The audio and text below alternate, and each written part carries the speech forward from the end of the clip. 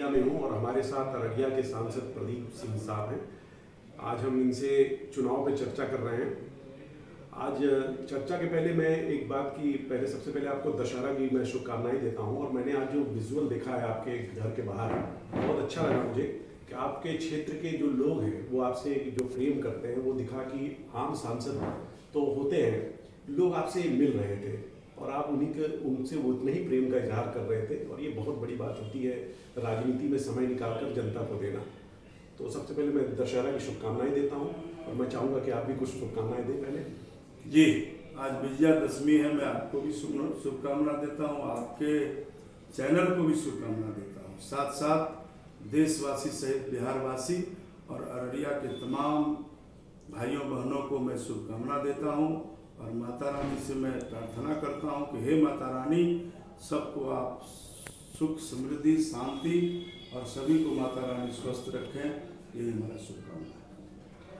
अररिया में जो आपका अभी आप 8 जिले हैं, उसमें भारतीय जनता पार्टी के आप इकलौते सांसद हैं जो मेरी जानकारी है। तो आपको काफ़ी प्रभार दिया गया है और आपका दिनचर्या काफ़ी व्यस्त है। तो किस तरीके से आप अपने कार्यक्रम को अंजाम दे रहे हैं, क्षेत्र की जनता से मुलाकात कर रहे हैं उनसे? देखिए, 24 घंटा में मैं 18 घंटा 20 घंटा काम करता हूँ। रात भी मैं आता हूँ 2 बजे 3 बजे 2:30 बजे, 2 बजे से पहले आने का सवाल ही नहीं होता है।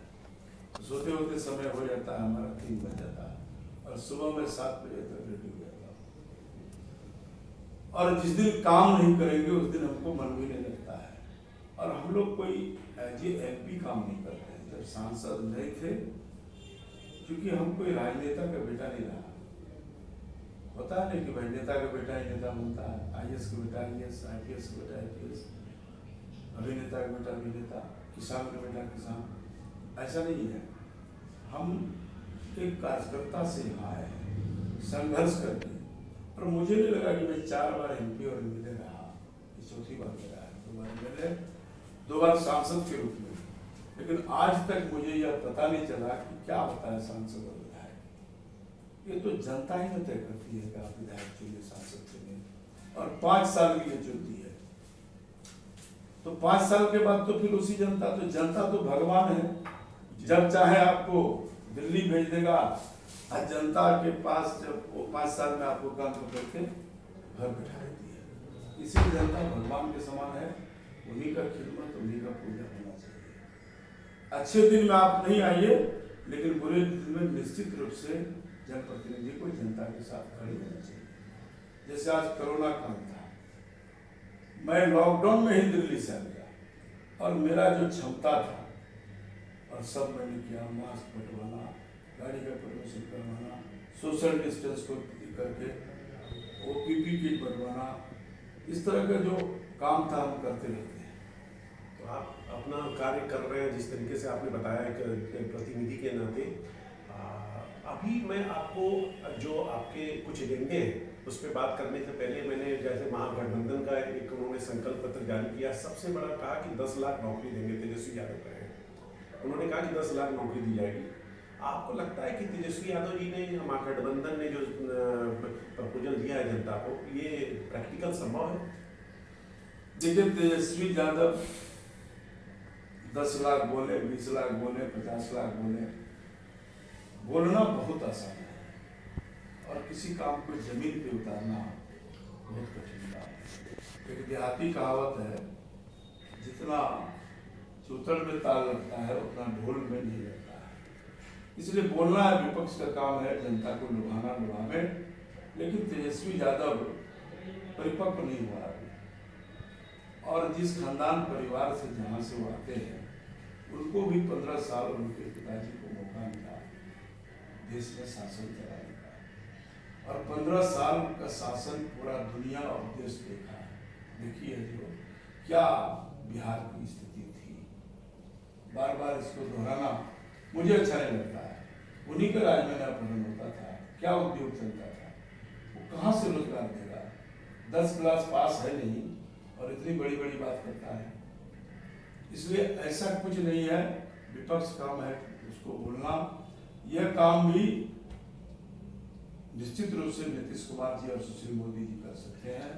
एनडीए की सरकार ही कर सकती है, क्योंकि केंद्र में भी हमारी सरकार है और बिहार में भी जब फिर पुनः हमारी सरकार बनती है तो निश्चित रूप से उसको मदद मिलेगी।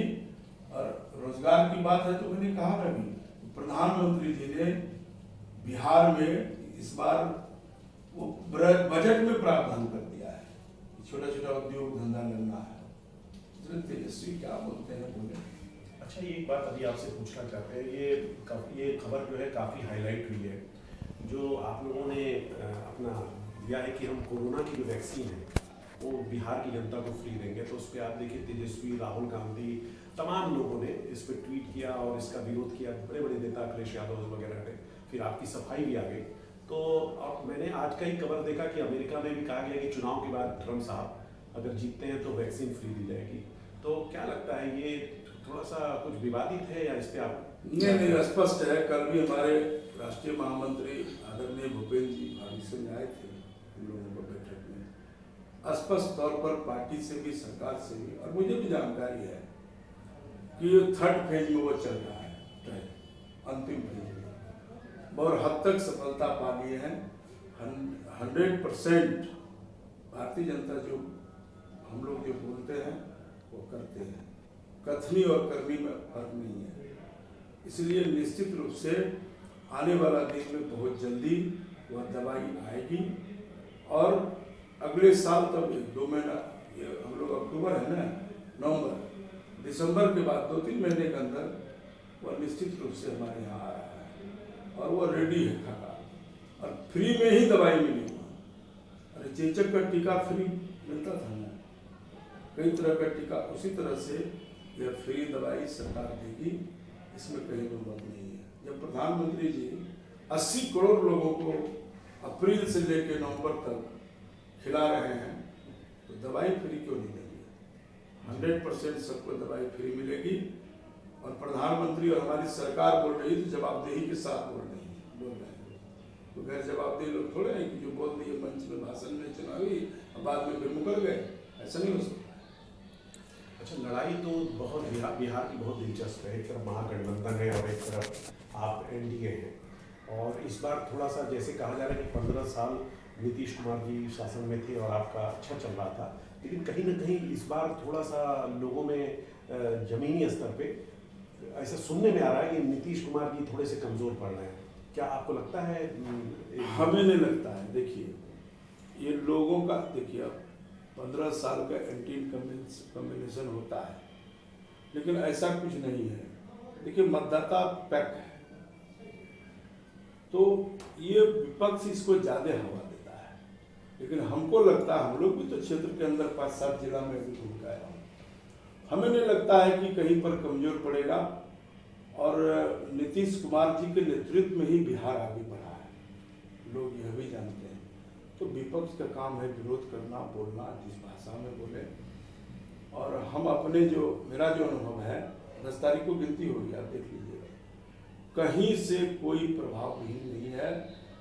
आज हम बिहार से बाहर जाते हैं तो बिहारी बोलने के लिए शर्म नहीं आती है, लेकिन 10 बरस पहले बिहारी करते थे तो शर्म आता।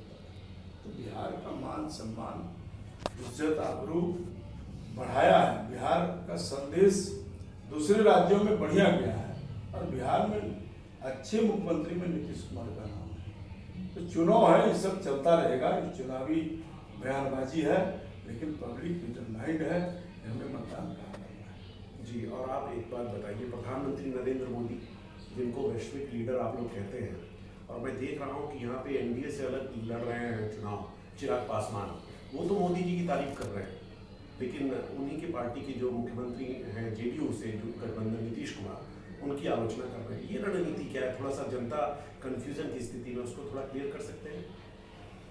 देखिए,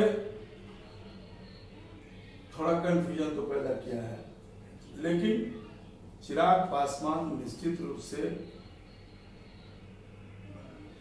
इंडिया गठबंधन के साथ है। और सबसे इंडिया गठबंधन का बड़ा घटक दल कौन है? भाजपा। केंद्र में हमारी सरकार है और सबसे बड़ी पार्टी है।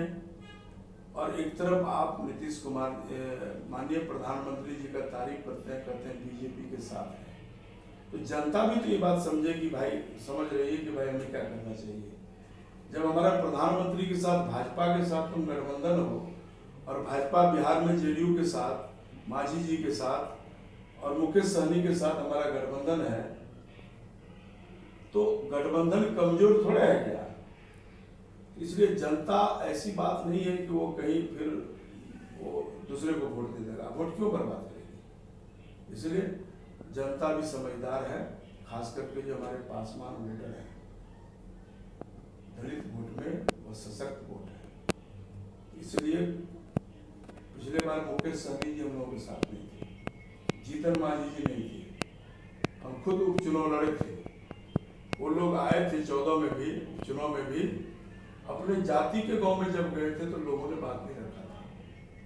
इसलिए मैं कहता हूं कि चलिए, वो तो लीडरशिप में, नेतागिरी में आप हर आदमी का अलग अलग अपनी इच्छा होती है कि हमें क्या करना नहीं करना, लेकिन कहीं न कहीं प्रधानमंत्री इसलिए आ रहा है क्योंकि कहीं ना कहीं वोटर जो है कंफ्यूज है। वोटर कंफ्यूज नहीं है, वोटर को कंफ्यूज करने का कोशिश कर रहा है। यही तो विरोधी का भी साजिश है कि भाई एक मैसेज जाए कि वोट कट रहा है, लेकिन वोटर कटने वाले नहीं है। वो यही संदेश देना चाहता है। अब किसी को व्यक्तिगत किसी से लड़ाई हो सकता है, हमारे चिराग जी को मान लीजिए, हो सकता है कि माननीय मुख्यमंत्री जी से कोई बात हो सकती है, लेकिन मुझे नहीं लगता है कि बहुत बात है। इसलिए आने वाला दिन में वोट जो होगा, मतदान नहीं भागेगा। मतदाता को यह पता है कि मत मुझे कहाँ देना है, मत कहाँ देना ये पता है, ये पता है।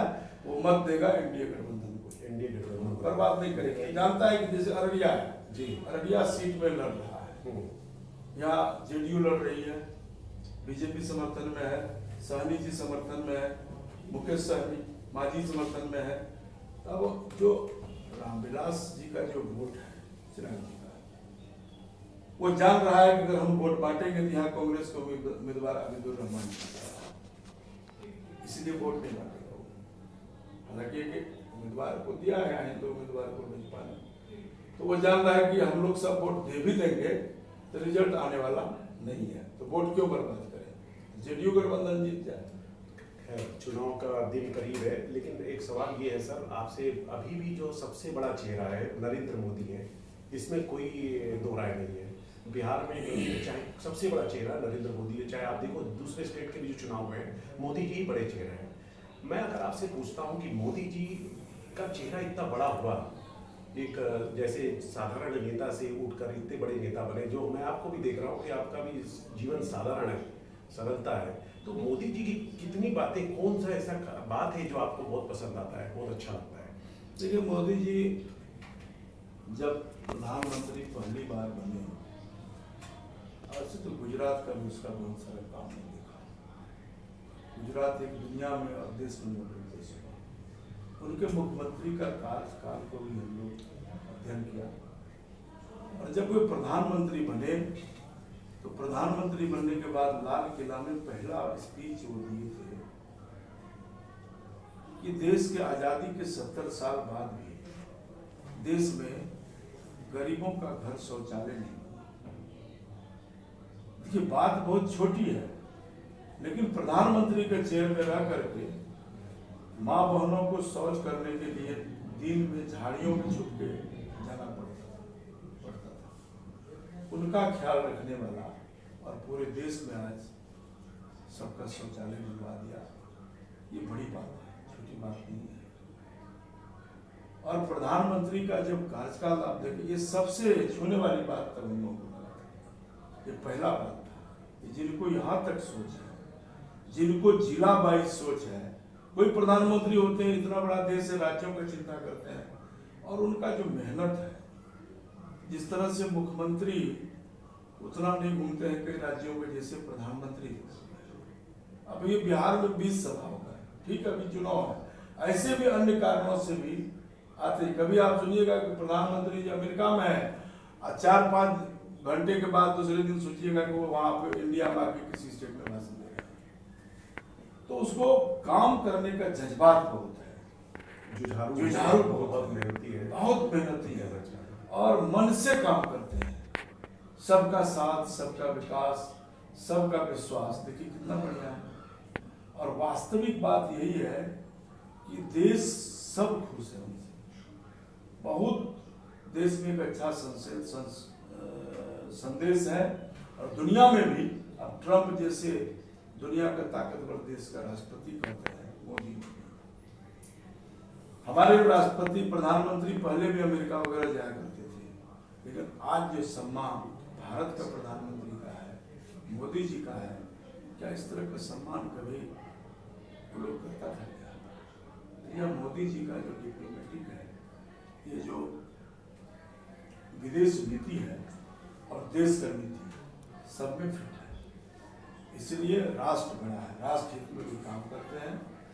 और वह सपना को पूरा किया इन्होंने जो श्यामा प्रसाद मुखर्जी जी, हमारे जो आइडियल है, फोटो लगा देख रहे हैं, पंडित दीनदयाल उपाध्याय जी ने कहा था कि हम एक सशक्त और मजबूत भारत देखना चाहते हैं। और वो कहा था कि भारत का विकास तब होगा जब भारत के गांव में बसने वाले लोगों का अंतिम पंक्ति का पेट भरेगा, तब तक भारत का विकास नहीं होगा। अब याद कीजिए, अटल बिहारी वाजपेयी जब आए थे, उन्होंने अंत्योदय और अन्नपूर्णा स्कीम लाया। आज से 20-30 साल पहले, मुझे याद है, हमारी उम्र 55 साल है, 30 साल पहले गांव में भूखमरी होता था, अकाल पड़ता था, लोग भूखे रहता था, वो मड़वा की रोटी खाता था। सस्ती रोटी की दुकानें कांग्रेस के टाइम में होती थी, लोग खाने के लिए दाने दाने के लिए मर रहा था। लेकिन अटल जी जब पीएम हुए तो उन्होंने यही लाइन कहा था कि भारत का उदय तब होगा, ये पंडित दीनदयाल उपाध्याय ने लिखा अपनी किताबों में, भारत का उदय तब होगा जब भारत के गांव में बसने वाले लोगों का पेट भरेगा। अंत्योदय, अंतिम व्यक्ति का जब तक पेट नहीं भरेगा। और इसका सपना को पूरा किया अटल जी। और अटल जी भी चाहते थे, हम लोग बचपन से सुनते थे, जहां हुआ बलिदान मुखर्जी वह कश्मीर हमारा है। कश्मीर में 2 घंटे लगते थे, वहां के प्रधानमंत्री को, मुख्यमंत्री को वजीर आजम कहता था। और वहां के लिए 2 संविधान था। यही कहा 1953 में श्यामा प्रसाद मुखर्जी जी झंडा लेके वो गए थे कश्मीर, लाल किला में, लाल चौक पे। उन्होंने कहा कि भाई एक देश में 2 निशान, 2 प्रधान, 2 विधान, नहीं चलेगा, नहीं चलेगा। और तत्काल उसकी गिरफ्तारी हो जाती है, जेल के सलाखों में बंद होता है और उसकी हत्या कर दी जाती है। तब से लेके अब तक भारतीय जनता पार्टी के 4 पीढ़ी चले गए। जब भी चुनाव में लोग गए हैं, तभी से लेकर अटल जी के समय में, अटल जी के समय में बहुमत नहीं था, जनादेश नहीं था, 24 पार्टियां की सरकार थी। और इस बार देश के लोगों ने देखा वही काम जो श्यामा प्रसाद मुखर्जी जी चाहते थे, पंडित दीनदयाल उपाध्याय जी चाहते थे, जो काम अटल जी चाहते थे, आडवाणी जी चाहते थे, जो नहीं पूरा हुआ, वह आज नरेंद्र भाई मोदी जी इस राष्ट्र के लिए पूरा किया। यह देश को विश्वास है। अंत में मैं आपसे 370 हटा, 35 ये हटा, कश्मीर आजाद हुआ, बड़े कड़े देश हित में फैसला लिया गया। सिटीजनशिप अमेंडमेंट एक्ट आता है, नागरिकता संशोधन कानून, जो लोग पाकिस्तान से भगाए गए हिंदू सिख ईसाई को, वो सड़कों पे थे, उनको नागरिकता दिया गया। हमारे मुस्लिम बहनों के साथ जो प्रताड़ना होता था, उसके लिए कानून बनाया गया। तो प्रधानमंत्री ऐसा नहीं है, सबका चिंता किया है। इंसानियत के नाते संत की तरह देश के हर वर्ग को लाभ हो, और सबको यह मालूम पड़ रहा है कि अब देश में प्रधानमंत्री है जो सबका चिंता करते हैं। यह देशवासियों को विश्वास है, और उन्हीं के विश्वास पर 303 सीट मिला। और देश हित में, राष्ट्र हित में बड़े कड़े फैसले पार्लियामेंट के अंदर हो रहा है। हम उम्मीद करते हैं कि आपका जो गठबंधन है, आप जिसके लिए मेहनत कर रहे हैं, वो सरकार बनाएगी।